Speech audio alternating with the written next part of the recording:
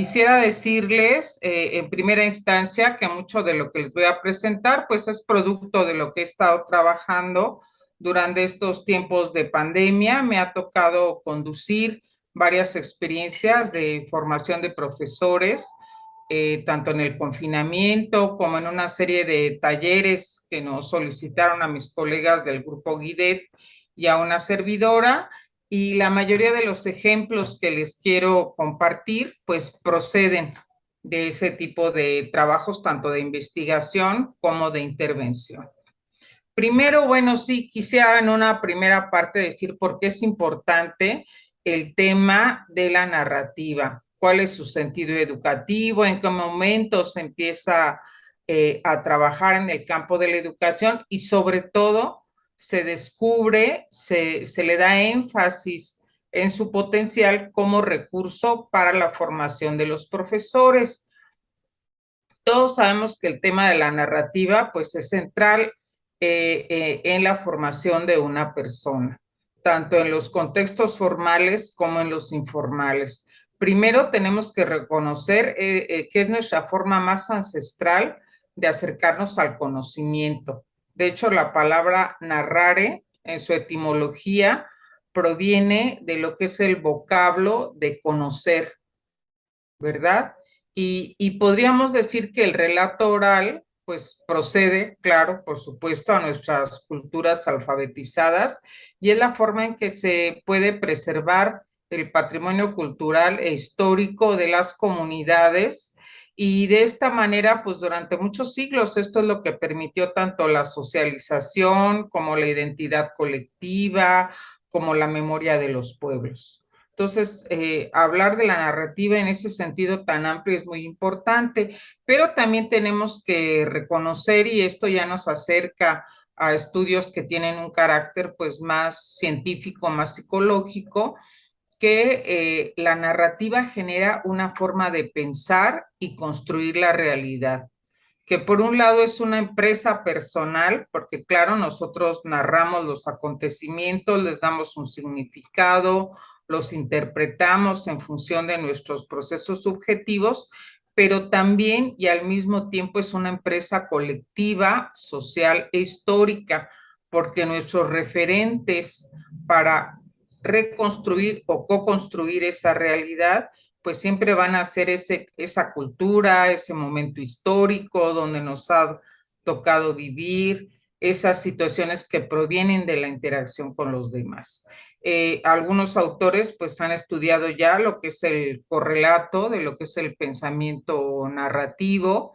Se dice que esas dos grandes formas de pensamiento que se educan en las instituciones escolares pues transcurren por un lado en el pensamiento científico, académico, pero que siempre va a estar presente este pensamiento narrativo junto a otras formas y lenguajes de pensamiento, que me parece que eso es lo que yo quisiera que pues los colegas que nos están escuchando en esta charla tuvieran como pues algo muy presente, ¿verdad? La importancia de esas diversas formas de pensar y de representar el conocimiento que pasan por distintos lenguajes y que son ese reflejo de la evolución de la historia de la humanidad. Les voy a comentar también que, bueno, pues existe a partir de los años 50, sobre todo hacia la fecha, un movimiento que se ha dado en llamar el giro narrativo en las humanidades y en las ciencias sociales, porque si bien el tema de la narrativa siempre ha estado presente en campos como la literatura, el arte, la cinematografía, etcétera, ya un impacto importante hacia lo que es el campo de estas otras áreas de conocimiento, pues se va dando conforme transcurre el siglo XX. Y se habla de ese giro narrativo, pues muy de la mano del surgimiento de las epistemologías hermenéuticas, de la investigación cualitativa, de una serie de estudios en donde lo que se busca es entender cómo construye el ser humano ese conocimiento, cómo le da un sentido y cómo puede expresar y plasmar todas esas vivencias, emociones, formas de pensar y ser. Yo aquí les pongo unas citas porque me parece que son autores muy importantes que han retomado desde distintas perspectivas el tema de la narrativa en las ciencias sociales y en las humanidades. Están aquellos como Joe Lambert, él es uno de los autores pues contemporáneos que ha generado un trabajo muy interesante respecto a lo que es la narrativa en el campo de las ciencias sociales, y él dice que la narrativa sobre todo nos permite acercarnos a miradas políticas, emancipadoras, a darle voz a todos esos colectivos sociales que han estado acallados, pues porque son personas que han estado muchas veces en la marginalidad de la sociedad, y que la narrativa pues nos permite precisamente generar procesos de emancipación. Este es un autor muy importante en el campo de lo que se llama el storytelling, la narrativa personal. Y bueno, vamos a ver cómo esto ha venido evolucionando hasta convertirse en una tecnología social y por ende educativa muy interesante que está teniendo un eco importante en la formación de los profesores. También hay autores que piensan que es gracias a la posibilidad de narrar que podemos recuperar la memoria histórica de los pueblos, de los colectivos, la memoria histórica de algunos sucesos importantes, por ejemplo, lo que ha pasado en México en el sismo del 85, en el de 17, ahora que hemos vivido en pandemia. ¿Qué nos dicen las sociedades y qué queda para esa memoria histórica de esas vivencias?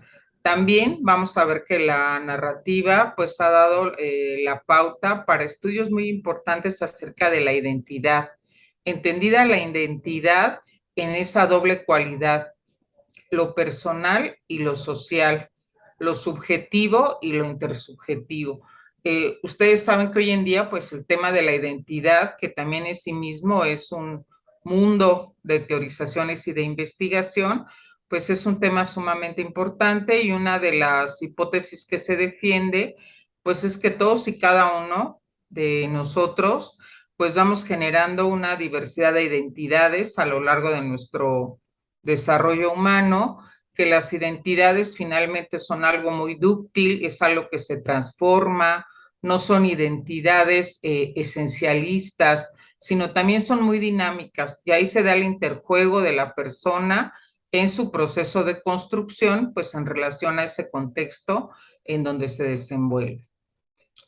Otra línea muy importante, pues desde las teorías críticas nos habla de que a través del estudio de la narrativa podemos identificar aquellas narrativas que están inscritas en el poder, aquellas narrativas que los grupos hegemónicos utilizan precisamente para socializar a distintos colectivos humanos y para hacerlos partícipes de formas de pensar y actuar que resultan hegemónicas. Y desde esta perspectiva, la idea es hacer un análisis muy crítico de las metanarrativas sociales, que pues en esta mirada son discursos de poder, son discursos que generan, por supuesto, identidad, por ejemplo, las narrativas de género, las narrativas de subordinación, como personas que pertenecemos o pertenecen a ciertos colectivos que se consideran colectivos con un estatus social inferior, las narrativas que nos hablan de la importancia de ciertos procesos o ciertos conocimientos sobre otros. Y esta tendencia pues ha derivado mucho en una línea de pensamiento de la decolonialidad, ¿verdad? Vamos a analizar esas metanarrativas, muchas de ellas pues a través de la institución escolar, que nos han permitido asumirnos como personas que se apropian de las miradas colonizadoras de otros grupos, de otras sociedades, de otros países.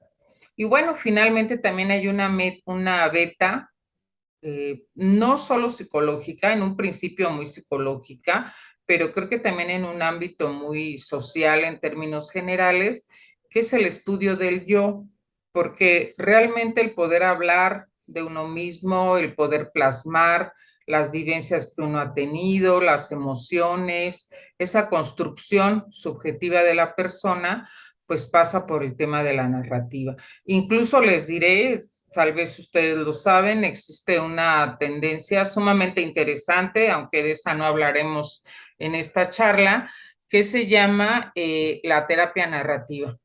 Existe también esa tendencia donde a través de la narrativa se logra precisamente esa toma de conciencia acerca del yo y se piensa que el hecho de narrarnos, claro, con el acompañamiento de alguien formado en, pues para ese acompañamiento, puede ser un proceso, por decirlo de alguna manera, muy sanador de algunas problemáticas y situaciones que hemos vivido a lo largo de nuestra vida.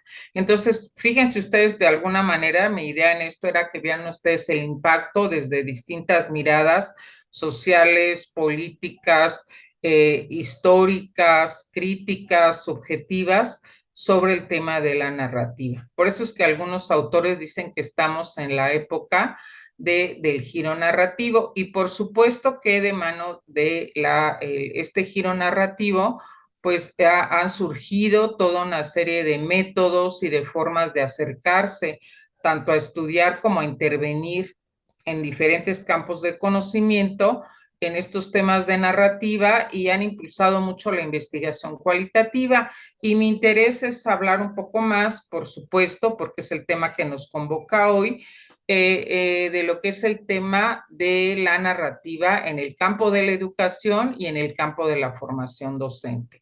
Sé que hay una pléyade, por decirlo, de autores sumamente interesantes que han desarrollado el tema de la narrativa. Sería imposible mencionárselos a todos ellos en esta charla, pero bueno, quise recuperar tres citas de un autor que a mí me parece fundamental, maravilloso, que es Jerome Brunner, Jerome Seymour Brunner, nuestro psicólogo centenario, porque muere a los casi 101 años de vida, y él es uno de los artífices más importantes de la revolución cultural, sociocultural en el campo de la educación y es uno de los impulsores más importantes en el tema de la narrativa.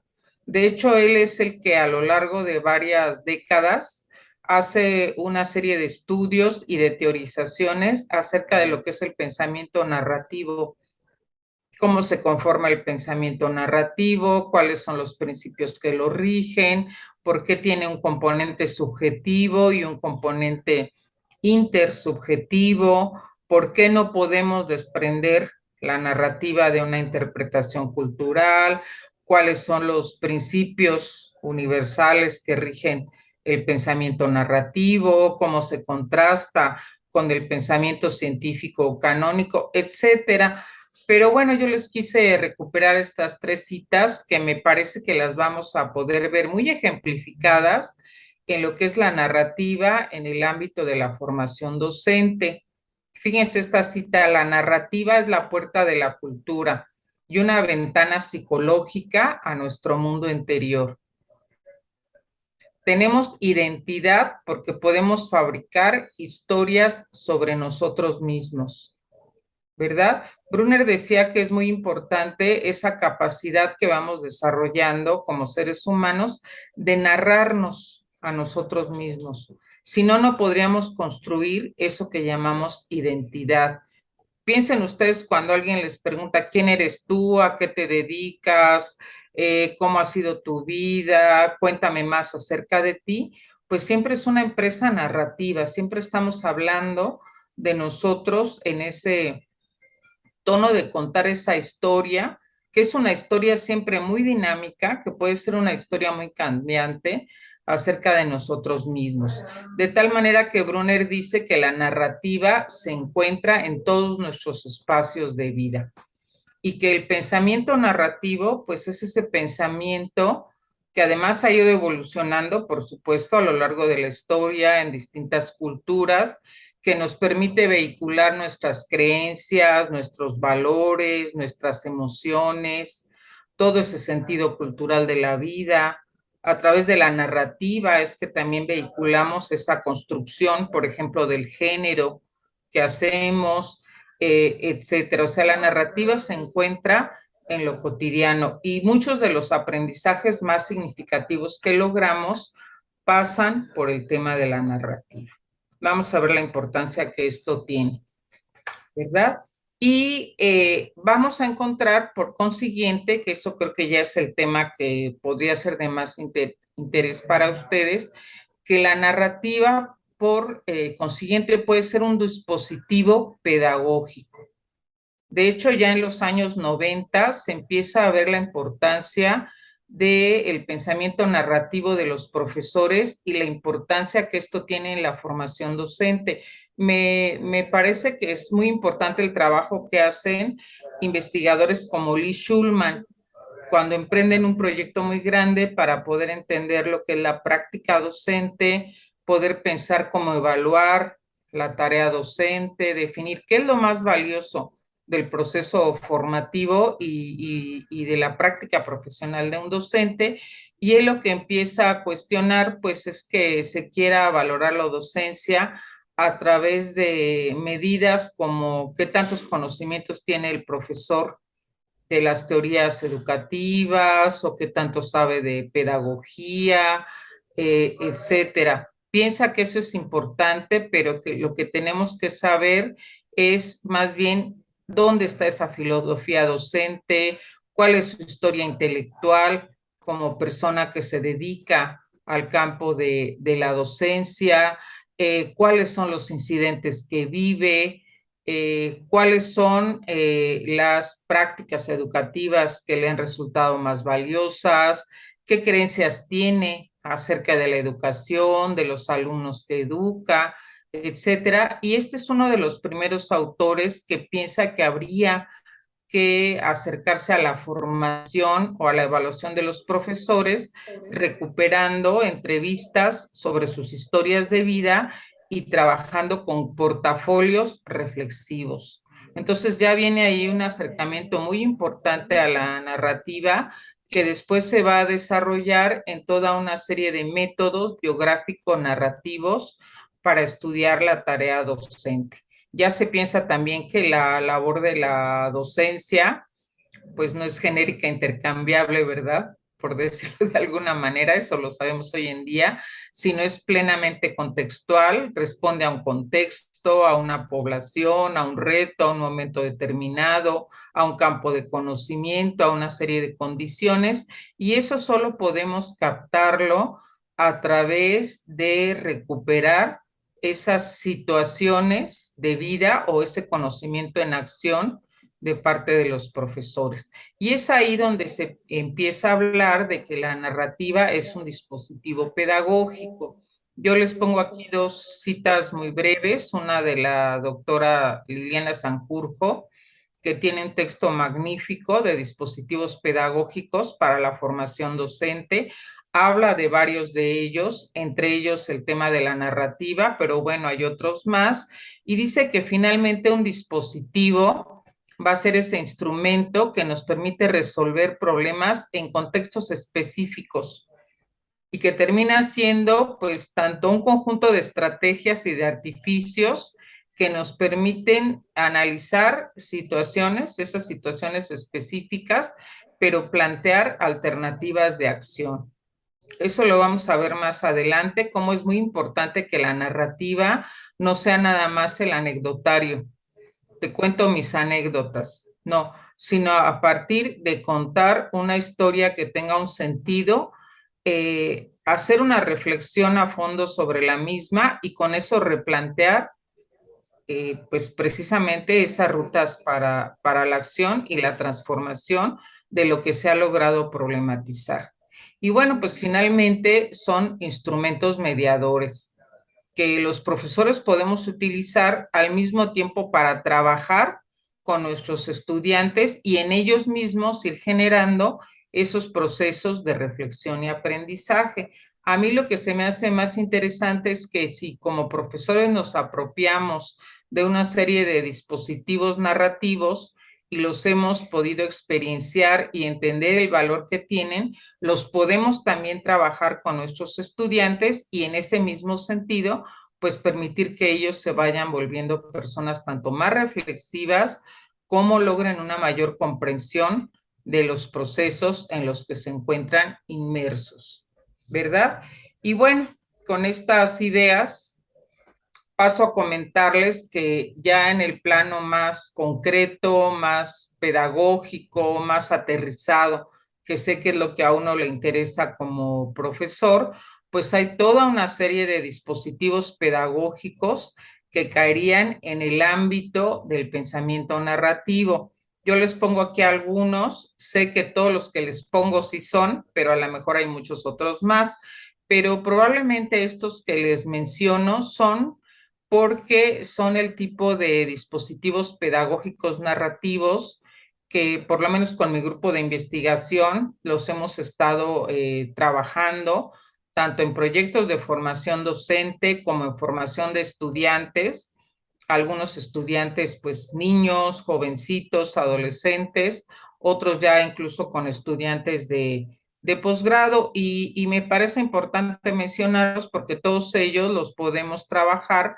en distintos escenarios, incluso con mediación tecnológica.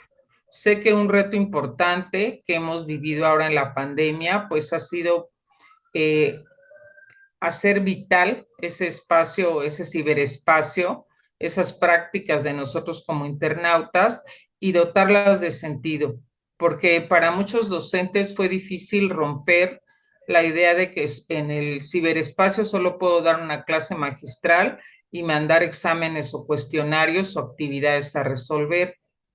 La verdad es que todos estos dispositivos pedagógicos, en esa cualidad sentipensante que tienen, porque esa es otra premisa básica de esta mirada de los dispositivos pedagógicos narrativos, siempre junto con los procesos cognitivos, intelectuales, de razonamiento, están ligados los procesos socioemocionales, no los podemos desprender. Entonces ahí aparece siempre este concepto de la persona es un ser sentipensante ante todo y estos dispositivos van a tener un sentido en la medida que logremos vincular el aprendizaje de aquellos contenidos o saberes intelectuales, curriculares que nos interesen, asociados a los procesos emocionales y también a esa comprensión de ese contexto y participación social. Entender que ahí está plasmada nuestra subjetividad y nuestro crecimiento o tensiones como personas, pero al mismo tiempo está nuestra participación e interacción con los otros. Yo aquí les menciono algunos, voy a tratar de ejemplificarles algunos de ellos, a ver qué les parece, porque sé que seguramente ustedes me dirán, bueno, quiero ver ejemplos, ¿no? Pero miren, los portafolios electrónicos, los relatos digitales personales que vienen de la metodología del storytelling, los casos de enseñanza, ¿verdad? Que aquí les haré un comentario, es la diferencia del caso de enseñanza con el aprendizaje basado en problemas, es que los casos de enseñanza aparecen en ese formato de narrativa de una situación donde hay personajes que viven un conflicto humano y lo tienen que resolver, ¿verdad? Y en el ABP, pues puede ser el planteamiento igual de una situación problema, pero no necesariamente pasa por esa estructura narrativa clásica, canónica que conocemos. Están los entornos personales para aprender, los PLE. Casi todos van a reunir esta cualidad sentipensante. Les insisto, la idea no es hacer esa ruptura de lo racional versus lo emocional. Aparece lo intelectual, los aprendizajes que quiero lograr, ya sea en el currículum, ya sea aprendizajes de carácter no escolarizado, pero se ven como una unidad integrada.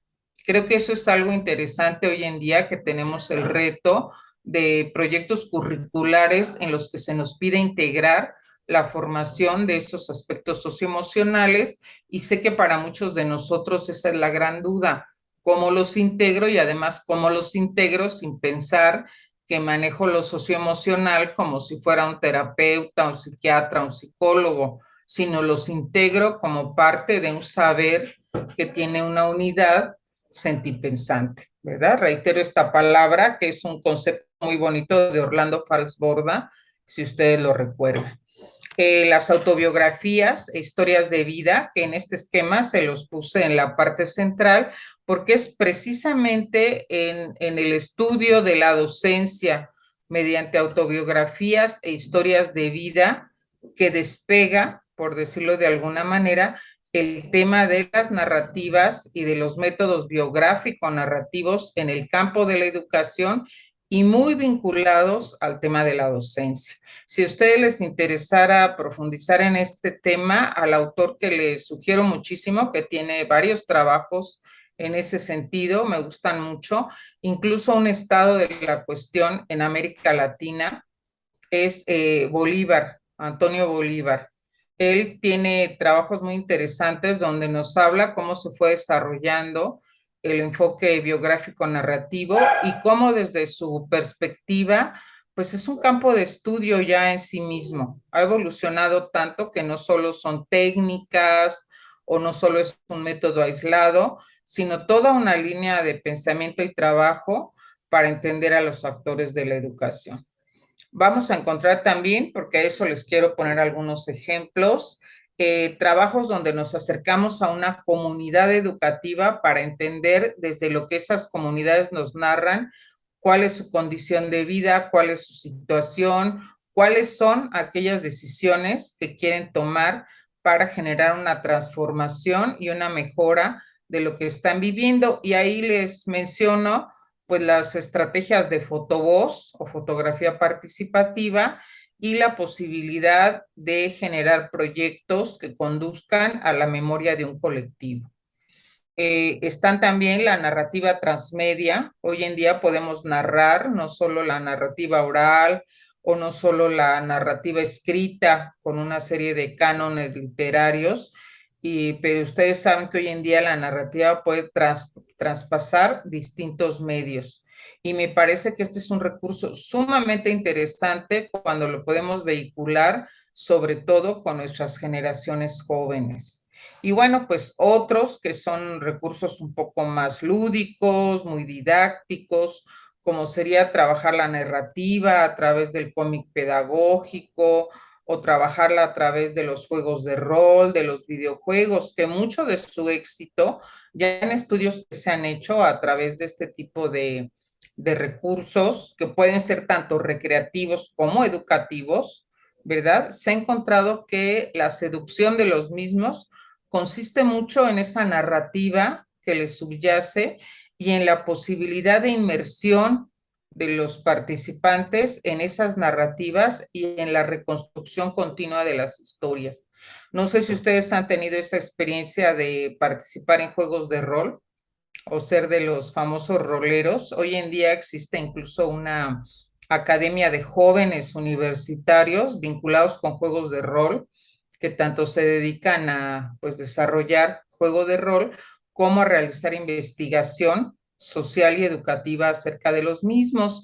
Y bueno, pues han encontrado cosas sumamente interesantes que corroboran muchos de los estudios que se han venido haciendo acerca de la importancia del pensamiento narrativo y de lo que esto pues permite en la transformación de situaciones de vida y en la construcción de la identidad. Entonces, a grandes rasgos, estas son algunas de las estrategias, por si ustedes me preguntan.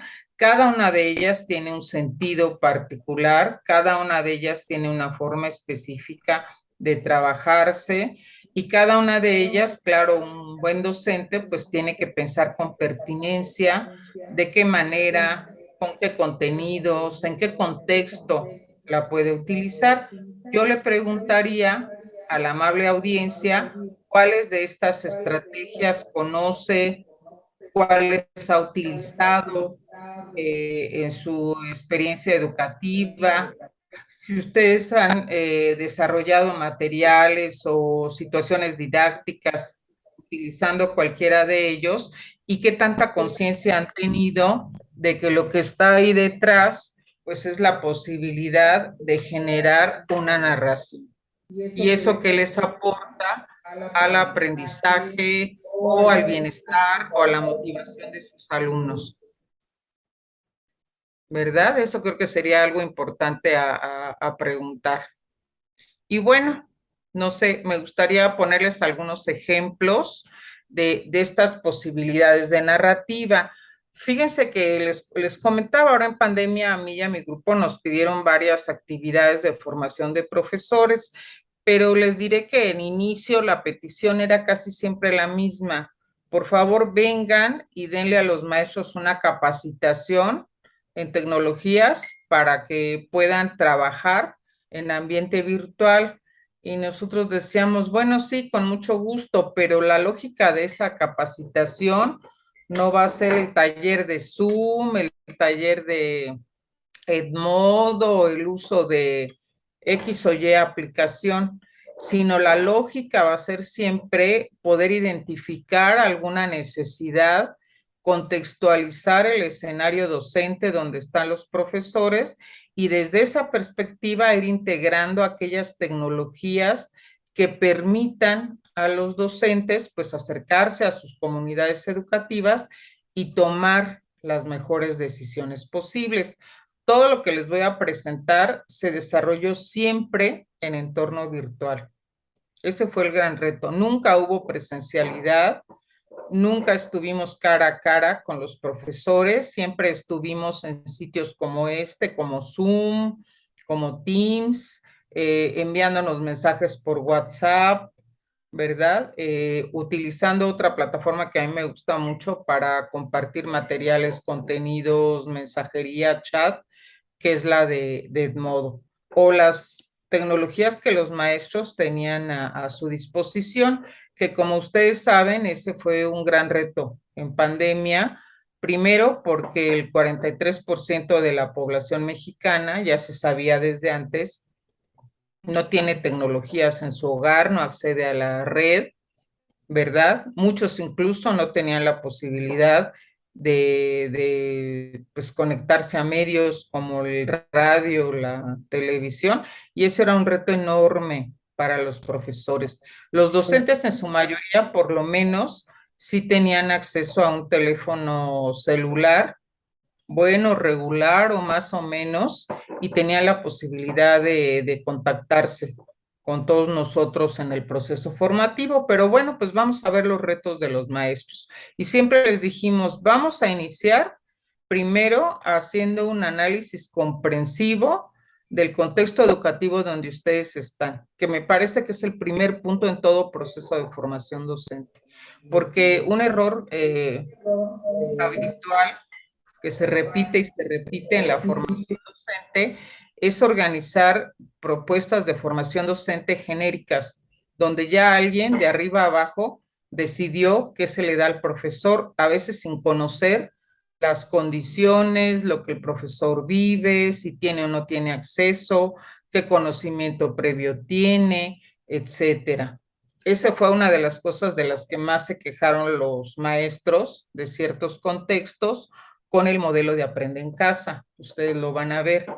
Y se quejaron también de que pues la formación previa que tenían en el manejo de las tecnologías no tenía un sentido pedagógico. Entonces era muy difícil poder vehicular y además cumplir el comando de cubre tus planes y programas y lo que tienes que hacer es asegurar que todos los niños completen el programa, el plan, los temas que vienen pues en lo que tú tienes que enseñar, o tienen que llenar su libro de texto, para otros era la consigna, o tienen que pasar el examen que se les va a administrar.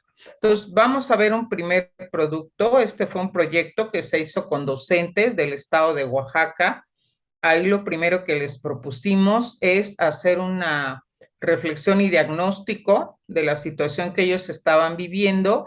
Estos relatos digitales, esa es la metodología de storytelling, surgieron casi al principio de la pandemia, cuando empezamos con el confinamiento y los maestros tenían que tomar decisiones de cómo seguir trabajando con sus estudiantes y estábamos precisamente pues en el dilema de qué recuperar o no recuperar del proyecto de Aprende en Casa, etapa uno, porque si se acuerdan, hubo tres, mis alumnos dicen tres temporadas, como en las series, de Aprende en Casa. Estábamos Aprende en Casa 1, ¿verdad? Aquí está el link del video que vamos a ver, es uno de ellos, pero en este taller participaron pues muchos docentes y en el segundo link que les voy a dejar aquí, ustedes pueden ver todos los relatos digitales de los maestros, son como 45 relatos donde cada maestro hace una discusión, un análisis, una teorización incluso de lo que está pasando en su escenario educativo en función de él, donde enseña quiénes son sus alumnos, qué retos tiene. Algunos son docentes de niños pequeños, otros de adolescentes, algunos tienen chicos también con condiciones que requieren educación, pues apoyando procesos de inclusión, etcétera. Unos están en medio rural, otros están en la ciudad, y bueno, pues eso marca la gran diversidad. Entonces, vamos a ver por favor. No, no sé si todo, un pedacito por lo menos, para que se den ustedes la idea lo que implica trabajar una narrativa. Que todo se detuvo. Perdón, ya se me... Keila llora. María se acerca a consolarla. Le da un beso en la mejilla y le explica que su mami está preparando la comida y pronto vendrá por ella. ¿Verdad, maestra? Dice mientras... Regresa un poquito. Si están escuchando el audio, les pregunto, porque según yo ya lo puse, espero que sí se escuche. Sí, el audio se escucha muy bien. Muy bien, bueno, entonces sí, vamos otra vez. Esta es una maestra de preescolar del estado de Oaxaca y este dispositivo narrativo es storytelling. Es una narrativa que comparte tanto el componente biográfico de la situación de vida del profesor, trata de hablarnos del contexto donde enseña y nos refleja pues la situación social que vive. Keila llora. María se acerca a consolarla. Le da un beso en la mejilla y le explica que su mami está preparando la comida y pronto vendrá por ella. ¿Verdad, maestra? Dice mientras la toma de la mano y la acompaña hasta mi escritorio. Oscar sonríe emocionado porque ya se aprendió los toques para la exhibición de bandas de guerra. Carla se enoja, pues Natalia en un arrebato le quitó sus pequeños trastes de plástico con los que, inmersa en un juego de roles, simulaba ser la mamá y preparaba la comida para todos. Inés no quiere trabajar, parece aburrida, ansiosa, usa la puerta como columpio, esperando a que sea la hora de salir al recreo. Y desde ahí me pregunta, ¿es día de bajar a los juegos, verdad, maestra? Al ser una escuela con muchos alumnos, pero pequeña en espacio, no podemos darnos el lujo de usarlos a diario. Es un privilegio por el que tenemos que aguardar 5 días. Puede sonar exagerado, pero los días en que bajamos con los niños a este espacio son una fiesta total. Pareciera que contaran las horas y los minutos hasta ese momento. Se apuran con sus actividades y comen a prisa para que a la hora del toque todos corramos a los juegos. Y es que en esta comunidad, como tantas otras, la única oportunidad que tienen las niñas y los niños de acceder a un juego y a un juguete es en la escuela, es en su jardín, y es justo en ese momento en que son auténticamente niños. En sus casas no hay videojuegos, ni Barbies, ni tabletas, y algunos de ellos tampoco tienen televisión. Cuando llegan a este espacio de proximidad constante, son simplemente niños.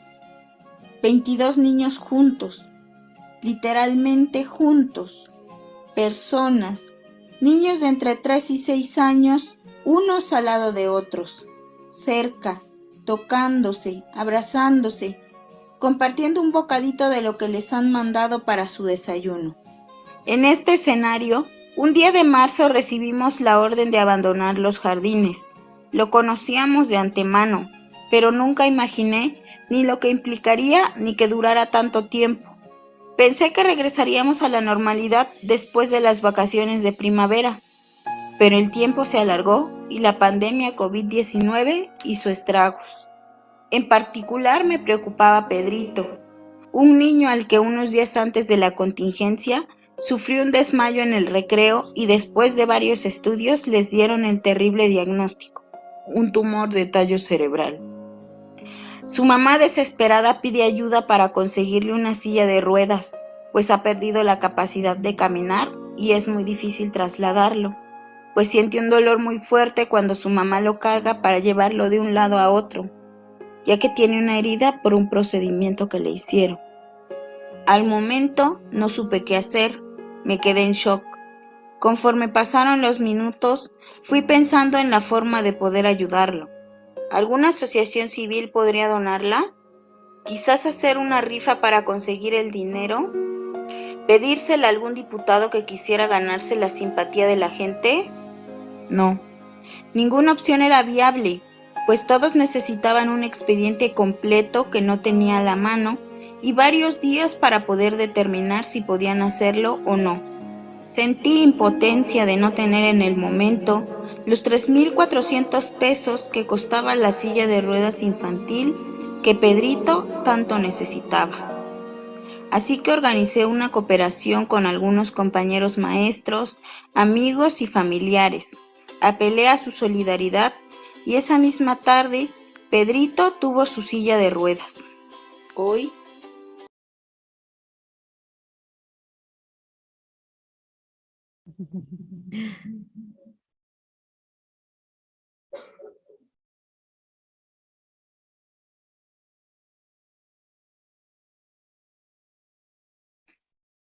Vamos a dejar aquí la narrativa, ya después se los dejo para si ustedes gustan continuar viendo el relato, pero quería que ustedes vieran por lo menos este fragmento para que se dieran cuenta cómo a través de una narrativa como lo que aquí encontramos, podemos hacer que lo que se hacía ya en grupo, retomando las narrativas de los maestros, pues una serie de cuestionamientos.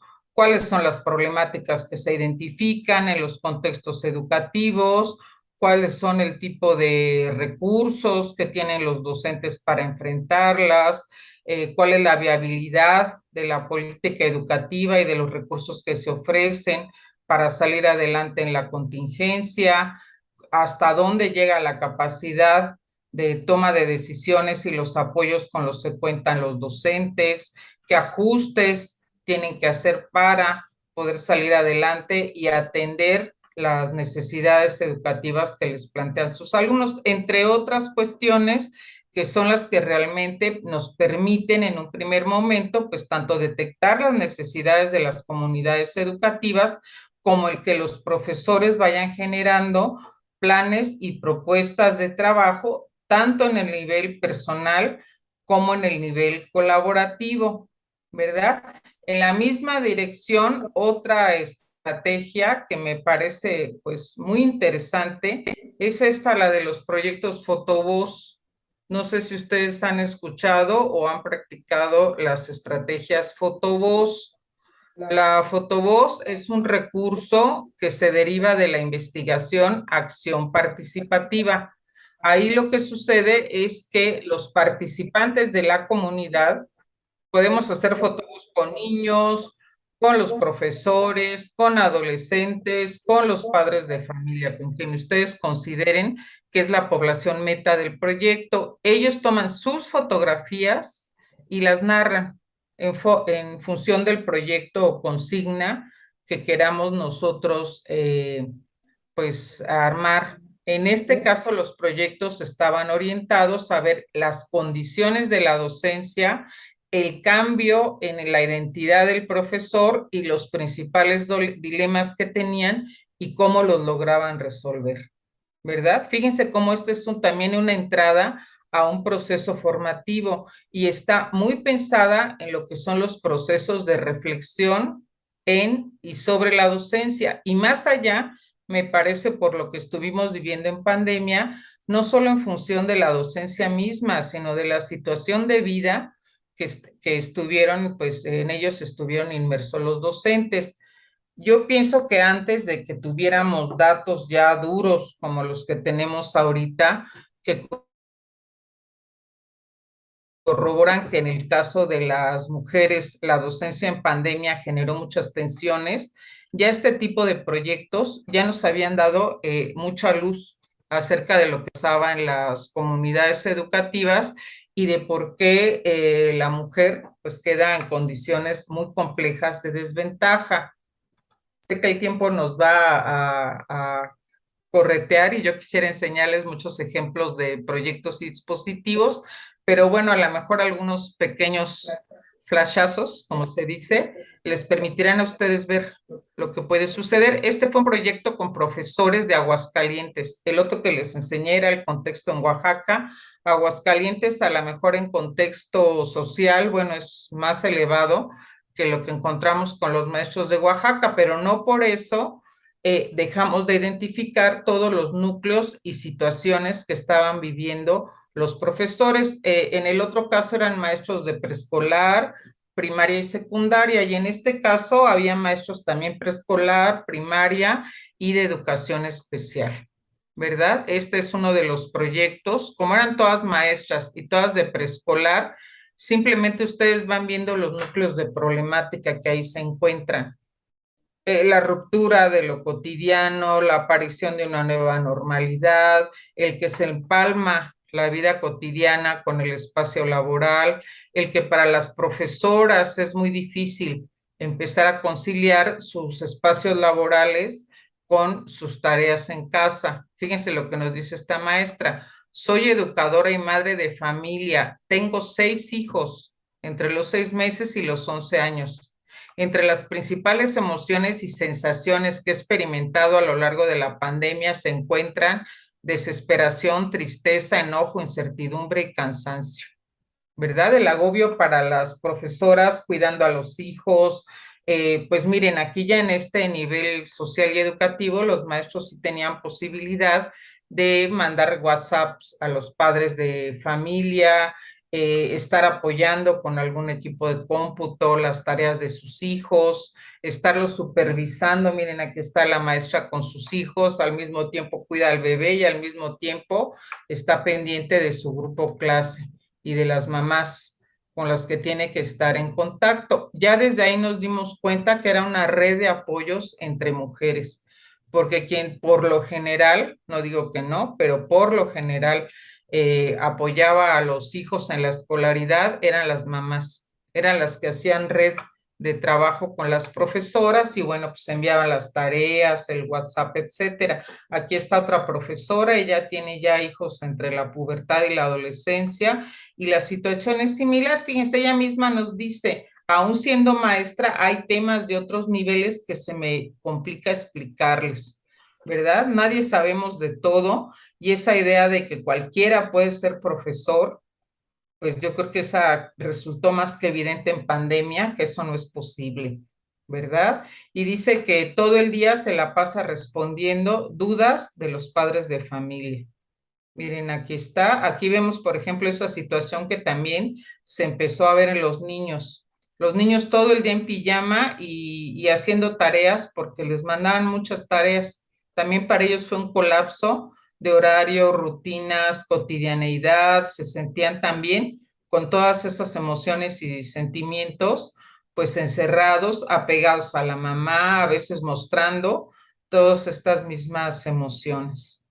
¿Verdad? Encontramos que muchas de las maestras, sobre todo en los niveles preescolar y tal vez los de primaria baja, que le llaman ahora, pues adaptaron sus casas como pequeñas aulas en sus transmisiones, lograron hacer también actividades muy lúdicas, empezaron a preparar todo tipo de materiales porque se dieron cuenta que no podían dar las clases tal cual como se esperaba que se dieran en línea y que no podían, ni mucho menos, pues dar clases magistrales.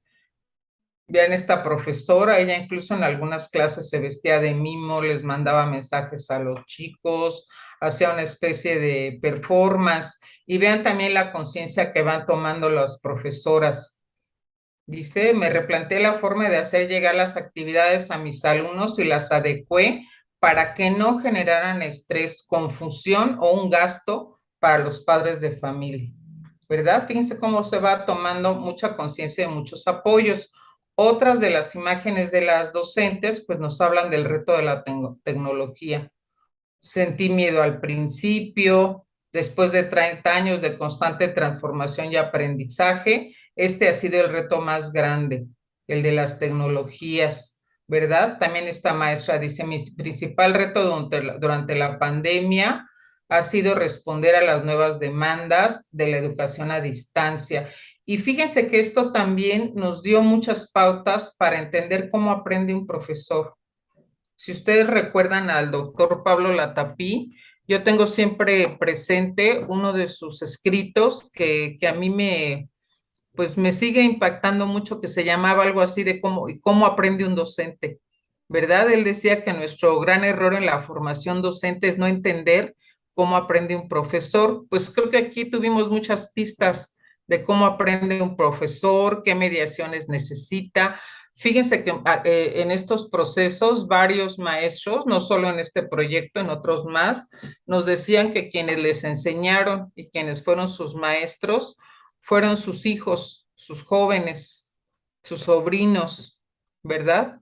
La gente joven de su familia, y ellos les enseñaban la tecnología y ellas les ayudaban en sus actividades escolares, pues con pistas, estrategias, apoyos al aprendizaje. Eso nos permitió ver otras formas de intercambio y apoyo intergeneracional entre las personas, ¿verdad? Y siempre vean la situación cotidiana de la vida, entre que preparando, no sé si las tostadas, la comida, medio en la cocina, haciendo lo de la casa y al mismo tiempo, con apoyo del hijo, aprendiendo.